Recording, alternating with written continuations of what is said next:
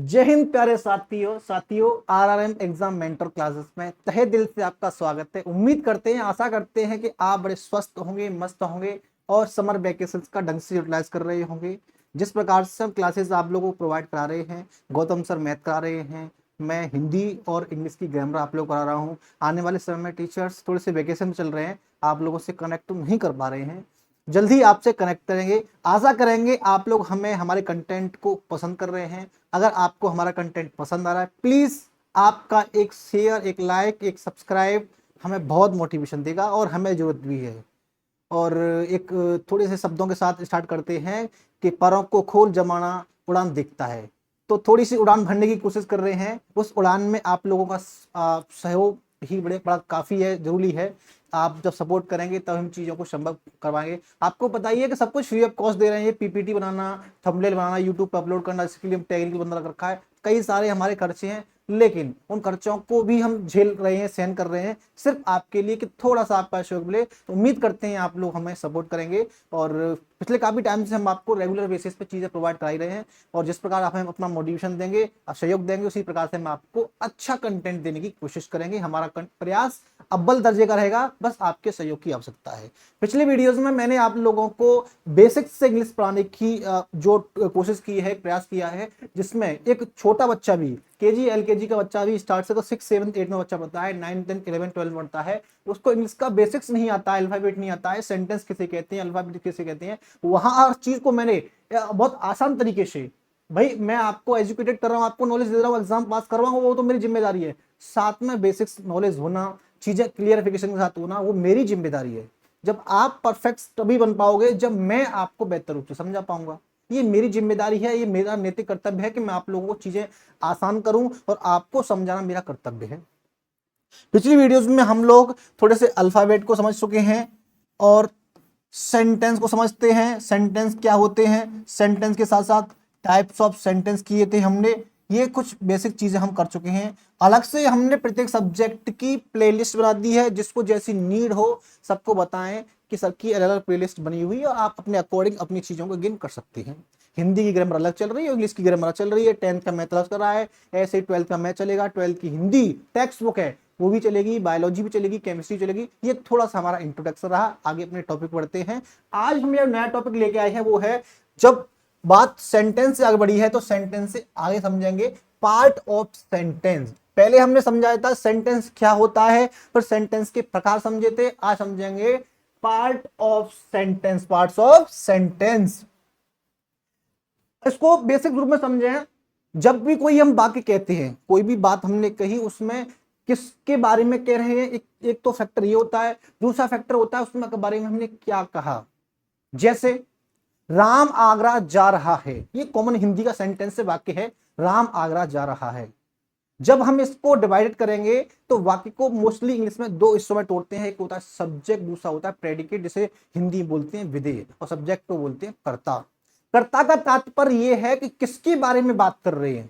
जैसे अगर इसमें किसी क्वेश्चन, किसी वाक्य में कौन, कहां, कैसे क्वेश्चन वर्ड का इस्तेमाल कर देते हैं, तो वाक्य में से कर्ता का प्रयोग, वो कर्ता निकल के आ जाता है। चूज मतलब निकालना होता है, फाइंड करना होता है। तो अगर हम क्वेश्चन वर्ड लगा देंगे तो हमारा सब्जेक्ट निकल के आ जाएगा। जैसे राम आगरा जा रहा है, तो कौन आगरा जा रहा है, इसका जो उत्तर मिलेगा आपको काउंटर में, वो मिलेगा आपको राम आगरा जा रहा है। इतनी सी बात समझ में आई होगी। जहां किसी भी वाक्य में अगर हम क्वेश्चन वर्ड लगा देते हैं, कहां, कौन, कैसे, ऐसे लगा देंगे, तो हमारा क्या फाइंड आउट हो जाएगा, हमारा कर्ता फाइंड आउट हो जाएगा। अब हमने किसके बारे में क्या बात करी है, उसे बोलते हैं विधेय। राम आगरा जा रहा है, तो जा रहा है, कौन जा रहा है, राम जा रहा है, कहां जा रहा है, आगरा जा रहा है। तो कौन क्या लगा करके सब्जेक्ट, और क्वेश्चन वर्ड लगा करके सब्जेक्ट और प्रेडिकेट में डिफरेंस क्रिएट करते हैं। सेंटेंस के अकॉर्डिंग कहाँ व्हाट लगाना है, क्या वाई लगानी है, या हाउ लगाना है, कैसे लगाना है। कहने का मतलब ये है, अगर किसी वाक्य को आप लोगों को सब्जेक्ट और प्रेडिकेट को अलग अलग से डिफाइन करना होगा, तो आप उसमें क्वेश्चन वर्ड लगा देंगे। मोटी मोटी बात ये रही कि क्वेश्चन वर्ड लगाने से हमें सब्जेक्ट और प्रेडिकेट में डिफरेंस क्रिएट कर देते हैं। इतनी सी बात। यही बात हमने, जो बच्चे थोड़े से नोट्स बनाने के लिए जाते हैं, या उनको लगता है कि हमारे नोट्स बनने चाहिए, उसके लिए हम लेके आए हैं। हम किसी व्यक्ति या वस्तु का नाम लिखते हैं, इसके बाद उस व्यक्ति के वस्तु के विषय में कोई बात कहते हैं। इन दोनों चीजों को मिला करने से क्या बनता है, वाक्य बनता है। क्या बनता है, वाक्य बनता है। इस प्रकार पूर्ण भाव व्यक्त करने वाला एक वाक्य बन जाता है। अतः प्रत्येक वाक्य के दो भाग होते हैं। ये बात आपको हमने वर्बली ओरली बताया है कि पहला होता है सब्जेक्ट, दूसरा होता है प्रेडिकेट। बच्चों यहां तक बात आपकी में समझ में आई होगी। जैसे राम आगरा जा रहा है, राम आगरा जा रहा है, इतनी सी बात है। राम इसमें सब्जेक्ट हो गया और बच्चा को जो ऐसा क्या हो गया, विधेय हो गया। क्या हो गया, विधेय, जिसे इंग्लिश में बोलते हैं प्रेडिकेट। सबसे पहले सब्जेक्ट की डेफिनेशन समझेंगे। सब्जेक्ट यह वाक्य का वह भाग होता है जिसमें किसी व्यक्ति वस्तु का नाम लिखते हैं, उसके विषय में हम कुछ कहते हैं, उसे हम क्या कह देते हैं, सब्जेक्ट कह देते हैं। इंग्लिश में एग्जांपल दे रखा है, Manoj bought the car, bought the book, Manoj ने एक पुस्तक खरीदी। अब इसमें फाइंड आउट करना है हमें सब्जेक्ट, तो हम इसमें कहेंगे किसने क्या खरीदा, किसने क्या खरीदा, अपने क्वेश्चन पर लगा दिया। तो मोहन ने, किसने, मोहन ने, तो मोहन क्या हो गया, सब्जेक्ट हो गया। क्या हो गया, सब्जेक्ट हो गया। बॉट द कार, ये क्या हो गया, प्रेडिकेट हो गया। क्या हो गया, प्रेडिकेट। मोहन ने क्या खरीदा, क्या हो गया, बुक खरीदी। दूसरी प्रेडिकेट की डेफिनेशन है, ये बाकी का वह भाग होता है जिसमें सब्जेक्ट के विषय में कुछ बताया जाता है। जैसे मनोज बॉट द कार में, इस वाक्य में बॉट द बुक, इतना भाग प्रेडिकेट है। ये बात हमने आपको अभी समझाई। कहने का मतलब वाक्य को दो टुकड़ों में तोड़ दिया हमने, एक है सब्जेक्ट, दूसरा है प्रेडिकेट। सब्जेक्ट वही होता है जिसके बारे में बात करते हैं, और प्रेडिकेट होता है जिसकी विशेषता बताते हैं या उसके बारे में बातें करते हैं। आई बात समझ में। उम्मीद करते हैं वाक्य के दो हिस्सों में सब्जेक्ट, और बार बार ध्यान से मेरे वर्डिंग्स को आप याद रिकॉल करिए कि जब भी आपको अगर किसी कोई परिभाषा पूछ ले या आपको डिफरेंस करना हो तो गोयल सर की बात याद रखना है ना, सर ने क्लास में क्या समझाया था। तो वाक्य को दो हिस्सों में तोड़ दिया हमने, सब्जेक्ट और प्रेडिकेट में, इतनी बात रखेंगे। आगे चलते हैं, इसको करते हैं, आइए बच्चों समझते हैं। अब आया है हमने जब वाक्य को दो भागों में तोड़ दिया सब्जेक्ट को, अब समझेंगे पार्ट्स ऑफ सब्जेक्ट। वाक्य के दो भाग, सब्जेक्ट प्रेडिकेट, अब सब्जेक्ट को समझेंगे। वाक्य में जो सब्जेक्ट वाला भाग होता है उसमें हम देखते हैं कभी कभी एक शब्द होता है, कभी दो या दो से अधिक शब्द मिलते हैं, सब्जेक्ट बनाते हैं, और कभी कभी सब्जेक्ट में और भी अधिक शब्द होते हैं। तो कहने का मतलब ये है, वहां हमने जो एग्जाम्पल देखा था इसमें एक सब्जेक्ट क्या था, एक subject, Manoj bought the book, एक सब्जेक्ट था। यहां भी देखेंगे पहले एक सब्जेक्ट का समझेंगे जहां इस वाक्य में सिर्फ और सिर्फ एक सब्जेक्ट आया हो। जैसे बर्ड्स फ्लाई, चिड़ियां उड़ती हैं, तो इसमें जो सब्जेक्ट है क्या है, बर्ड्स है। क्या है, बर्ड्स। डॉग्स बाग, कुत्ते भौंकते हैं, तो इसमें डॉग बाग, कुत्ता भौंकता है, तो इसमें सब्जेक्ट डॉग हो गया। मोहन सिंग्स और सॉन्ग, तो इसमें मोहन सब्जेक्ट हो गया। और दे प्ले फुटबॉल, इसमें दे सब्जेक्ट हो गया। सी रीड्स अ बुक, इसमें सी सब्जेक्ट हो गया। Walking is useful, walking is useful, आपको कि सर इसमें आईएनजी आ रहा है फिर भी ये सब्जेक्ट के रूप में कैसे हो गया, बताएंगे आपको। Smoking is injurious to health, धूम्रपान स्वास्थ्य के लिए हानिकारक होता है। To swim is good for health, तैरना स्वास्थ्य के लिए अच्छा है। ये एग्जांपल्स वो है जहां सिर्फ और सिर्फ सिंगल सब्जेक्ट, कंडीशन क्या है, कंडीशन वन में आप देखेंगे जहां सिर्फ और सिर्फ एक सब्जेक्ट हो, वन सब्जेक्ट। आई बात समझ में, जहां एक सब्जेक्ट होता है वो इसके एग्जांपल लिए हैं। तो वाक्य के रूप में, सब्जेक्ट के रूप में आपका नाउन, ये सब क्या है, नाउन है। क्या है, नाउन। क्या है, नाउन। वर्ब भी है, ये वर्ब है। कहने का मतलब सब्जेक्ट का प्रयोग होगा वो या तो नाउन के रूप में होगा, या प्रोनाउन के रूप में होगा, या जीरंड के रूप में होगा, या इन्फिनेटिव के रूप में होगा। इन किसी के रूप में आपका प्रयोग होगा तो क्या कहलाएगा, सब्जेक्ट कहलाएगा। जैसे यहां नाउन का प्रयोग हुआ है, आई बात समझ में, यहां दे प्रोनाउन का प्रयोग हुआ है, वॉकिंग जीरंड का प्रयोग हुआ है, और टू स्विंग इन्फिनेटिव का प्रयोग हुआ है। आने वाले समय में जीरंड भी कराएंगे, नाउन भी कराएंगे, इन्फिनेटिव भी कराएंगे, प्रोनाउन भी कराएंगे। लेकिन समझने के लिए, आपको लर्न करने के लिए ये बात है कि जब सब्जेक्ट के रूप में नाउन का भी प्रयोग हो जाता है, प्रोनाउन का भी प्रयोग हो जाता है, जीरंड्स का भी हो जाता है और इन्फिनेटिव का भी होता है। कहने का मतलब इन चारों में से कोई भी अगर स्टार्टिंग में लगा देंगे तो किसका प्रयोग होगा, वो सब्जेक्ट के रूप में प्रयोग हो रहा होगा। इतनी सी बात मेरे लाली समझ में आई। हमने क्या समझा कि पहले सिंगल कंडीशन वन में हमने समझा कि जहां सिंगल सब्जेक्ट हो, क्या हो, सिंगल सब्जेक्ट, जैसे बर्ड्स फ्लाई, एक ही सब्जेक्ट का प्रयोग हो, वो नाउन भी हो सकता है, वो प्रोनाउन भी हो सकता है, वो जीरंड भी हो सकता है, वो इन्फिनेटिव भी हो सकता है, लेकिन कंडीशन एक है कि सब्जेक्ट क्या होगा, एक होगा। क्या होगा, एक होगा। यहां तक किसी बच्चे को कोई भी दिक्कत आई हो तो हमें बता सकता है। अभी फिलहाल हमारी क्लासेस रिकॉर्डेड फॉर्म में चल रही हैं, आने वाले समय में जल्द ही इन क्लासों को हम लाइव कर देंगे, आपसे रूबरू कमेंट के माध्यम से लाइव में बातचीत क्या करेंगे और तरीके से चीजें रखेंगे। थोड़ा सा आप लोग सपोर्ट करिए जिससे हम लाइव आने लायक हो सकें। थोड़े से हमारे खर्चे हैं, टेक्निकल बंदे के भी हैं, कई सारे खर्चे हैं, तो उनको भी वह नहीं कर पा रहे हैं, तो प्लीज हमें सपोर्ट करिए। ये तो हमारा एडवर्टाइजमेंट हुआ, थोड़ी सी रिक्वेस्ट, आपसे रिक्वेस्ट कर सकते हैं मेरे लाला लियो। कंडीशन वन में सिंगल सब्जेक्ट था, अब समझते हैं जब दो या दो से अधिक सब्जेक्ट आए, दो या दो से अधिक सब्जेक्ट आए, हमने सिंपल रूप में सब्जेक्ट को डिवाइड किया कि सब्जेक्ट में सेंटेंस को डिवाइड किया है सब्जेक्ट प्लस प्रेडिकेट में। जब सब्जेक्ट एक से ज्यादा हो, एक से ज्यादा हो, condition second, condition second, second में क्या है, जब सब्जेक्ट एक से अधिक हो, एक से अधिक, वन से एक ज्यादा हो, उस कंडीशन में क्या होता है, सब्जेक्ट को हम दो भागों में तोड़ देते हैं, subject plus predicate, subject plus predicate. आप नोट्स में ऐसे ही डिवाइडेशन करना जिससे आपको याद रहे, qualifier plus head noun, head word, head word. Example में ए गर्ल सिंग्स, अब देखेंगे आप लोग जहां सिर्फ और सिर्फ सब्जेक्ट एक आ रहा था वहीं सब्जेक्ट दो आ गए। ए गर्ल, ए गर्ल, ए अलग है और गर्ल अलग है। कहने का मतलब अब हमारा जो सब्जेक्ट का रूप है वो विस्तृत हो गया। कैसा हो गया, बड़ा हो गया। कैसा हो गया, बड़ा हो गया। सब्जेक्ट के दो भाग हैं, क्वालिफायर एंड हेड वर्ड। ये क्या मसला हुआ सर आपने, हाँ भाई सब्जेक्ट का तो कई रूप हो सकता है, बड़ा रूप हो सकता है, क्या सिर्फ एक सिंगल सब्जेक्ट थोड़ी आएगा, एक सिंगल वर्ड थोड़ी आएगा भाई। सेंटेंस अंग्रेजी है, इसमें नोट में दे रखा है head word is always noun. इसका क्या मतलब हुआ, जो जब दो या दो से एक से अधिक सब्जेक्ट आते हैं उनमें एक हेड वर्ड होता है, क्वालिफाई होता है। क्या होता है, क्वालिफायर। जो हेड वर्ड होता है वो मोस्टली क्या होता है, नाउन होता है। जैसे गर्ल क्या है, नाउन है, क्या है, नाउन। नाउन को हिंदी में कहते हैं संज्ञा, और आने वाले समय में पार्ट ऑफ स्पीच में यही स्टार्ट होने वाला है ना। सब्जेक्ट प्रेडिकेट के बाद में हम पार्ट ऑफ स्पीच स्टार्ट करेंगे। सबसे पहला टॉपिक होगा नाउन। क्या होगा, नाउन। तब तक की समझ लिए, नाउन संज्ञा। संज्ञा किसी व्यक्ति वस्तु स्थान के नाम को क्या कह देते हैं, संज्ञा कह देते हैं। किसी व्यक्ति वस्तु स्थान के नाम को क्या कह देते हैं, संज्ञा कह देते हैं। कोई नाम आएगा, क्या आएगा, नाम आएगा, नाम, उसे क्या कह देंगे हम, संज्ञा कह देते हैं। तो हेड वर्ड हमेशा क्या आएगा, नाउन के रूप में प्रयोग होगा। अब हेड वर्ड से पहले जो भी आएगा, हेड वर्ड से पहले जो भी आएगा उसे क्या कहेंगे, क्वालिफायर कहेंगे। क्या कहेंगे, क्वालिफायर।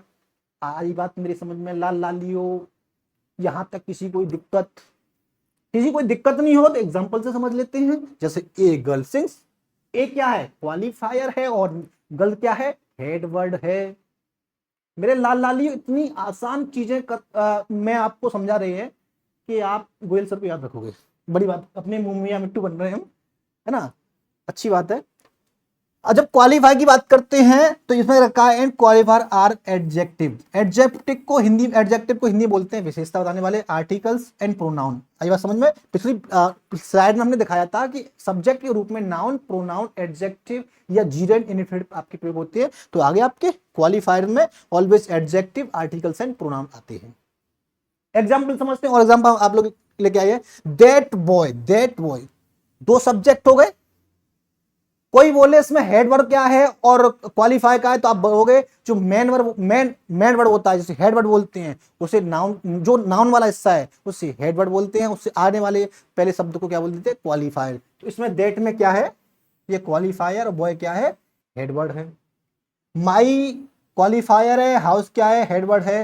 हिज क्या है, हिज क्वालिफायर, और सर्वेंट्स क्या है, आपका हेड वर्ड है। आई बात समझ में। कंडीशन दूसरे में दो सब्जेक्ट आए, क्या है, दो सब्जेक्ट आए, तो पहले वाले को क्वालिफाई बोलते हैं, सेकंड वाले को हेड वर्ड बोलते हैं। इतनी सी बात आप लोगों की समझ में आ जानी चाहिए। ये एग्जांपल्स हैं, आप इसको तरीके से नोट कर लोगे, अपनी शेयर बनाओगे। ठीक है बच्चों, आगे मेरे सब चलते हैं मेरे लाल लालियो। हाँ, अब कंडीशन आती है थर्ड। कंडीशन थर्ड में क्या होता है? कंडीशन थर्ड में दो से अधिक, दो से अधिक। बहुत बेसिक लेवल से चले, पहले एक सब्जेक्ट को, पहले सब्जेक्ट को सेंटेंस को समझा, सेंटेंस में सब्जेक्ट को समझा, सब्जेक्ट में कंडीशन फर्स्ट में हमने सिंगल सब्जेक्ट को समझा, कंडीशन सेकंड में दो सब्जेक्ट आए, कंडीशन थर्ड में तीन आए। कितने आए? तीन आए। जब तीन सब्जेक्ट आए तो पहले शुरू से बेसिक समझो। सेंटेंस, सेंटेंस के दो हिस्से, सब्जेक्ट प्रेडिकेट। पहले सब्जेक्ट समझ रहे हैं, पार्ट ऑफ सब्जेक्ट में समझ रहे हैं, तो पहले क्वालिफायर फिर हेड वर्ब, ये एग्जांपल हो गया। अब क्वालिफायर के भी दो हो गए, क्वालिफायर के भी दो पार्ट हो, क्योंकि तीन सब्जेक्ट आए। कितने सब्जेक्ट आएंगे? तीन आएंगे। एग्जांपल समझते हैं। डिटरमाइनर, एडजेक्टिव और नाउन और प्रेडिकेट। तो प्रेडिकेट अलग सा हुआ, अलग हुआ।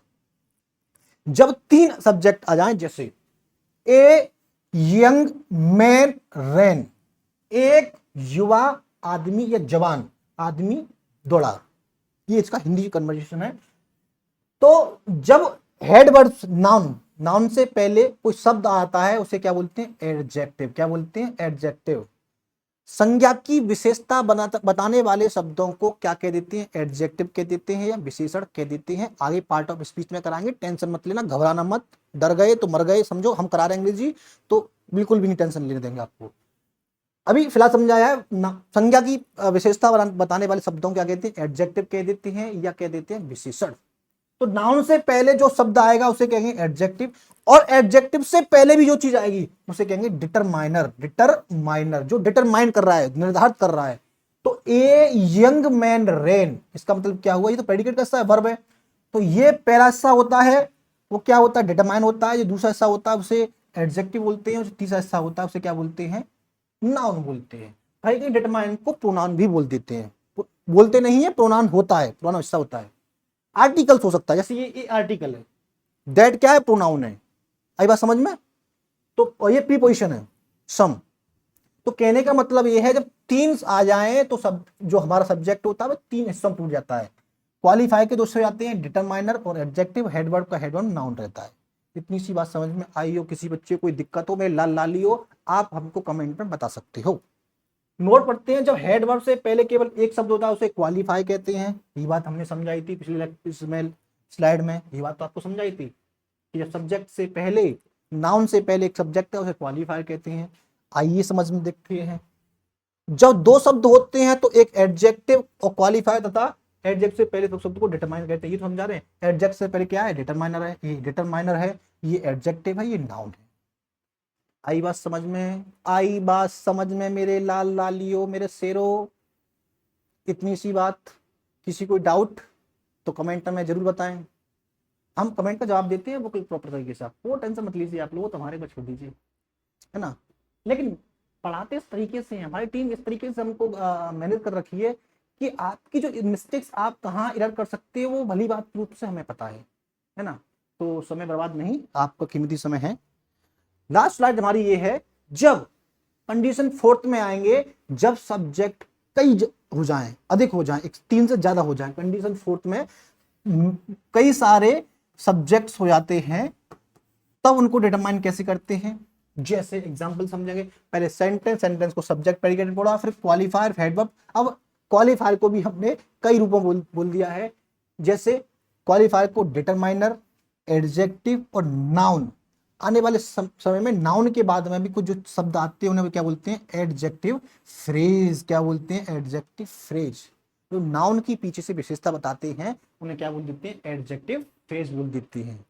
हमारा वाक्य तब परिपूर्ण बनता है जब determiner, adjective, noun, adjective, predicate मिल जाते हैं आपस में, तब क्या बनता है? हमारा प्रॉपर सेंटेंस बन जाता है। सेंटेंस तो पहले भी होते हैं, लेकिन ये विस्तृत सबसे बड़ा सेंटेंस वाक्य बन जाता है।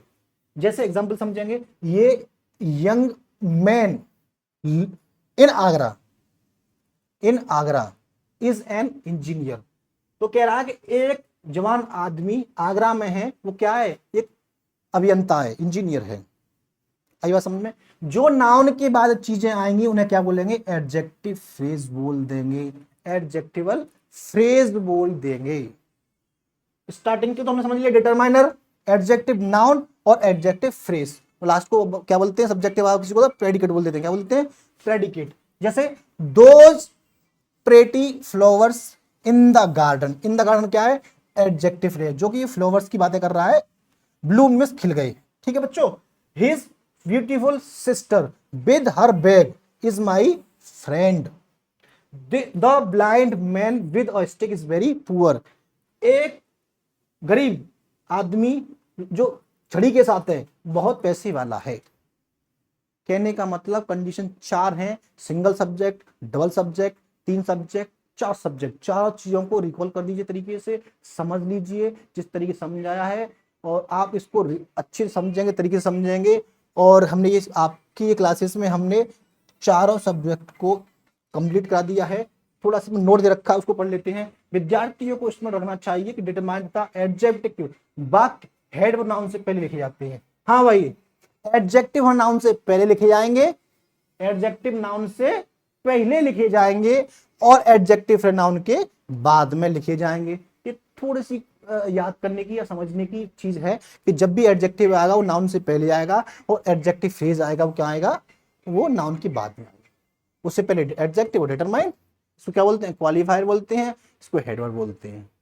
आई बात समझ बच्चों? इतनी किसी कोई दिक्कत, कोई टेंशन? ये आप लोग समझ ये बात हमने जो समझाई है वो नीचे लिख दी है। प्रॉपर तरीके से अब आप अपने इसको डन कर लोगे, समझ लोगे। आपसे रिक्वेस्ट करते हैं आने वाले समय थोड़ा सा इस पर चैप्टर में बचा हुआ है, सब्जेक्ट के कौन कौन से रूप होते हैं, सब्जेक्ट के कौन कौन से रूप होते हैं। फिर हम समझेंगे parts of predicate. Parts of predicate आने वाली सब्जेक्ट में पहले आपको थोड़ी सी एक सब्जेक्ट की और विशेषताएं मिलेंगी, और आसान शब्दों में समझेंगे सब्जेक्ट के कुछ नियम, और फिर प्रेडिकेट क्या करेंगे? प्रेडिकेट। और आगे चलेंगे, फिर हम चलेंगे parts of speech. Parts of speech जिसमें नाउन प्रोनाउन से लेकर के सब कुछ कंप्लीट कराएंगे। इतनी चीज क्लास मैंने कराई है। किसी कोई दिक्कत आई हो तो हमें कमेंट बॉक्स में बताएं, कमेंट करें और हमसे जुड़ें, हमें सपोर्ट करें। ऐसे गए तब तक के लिए मस्त रहें, स्वस्थ रहें। जय हिंद साथियों, मिलते हैं नेक्स्ट वीडियो में। तब तक अपना ख्याल रखें।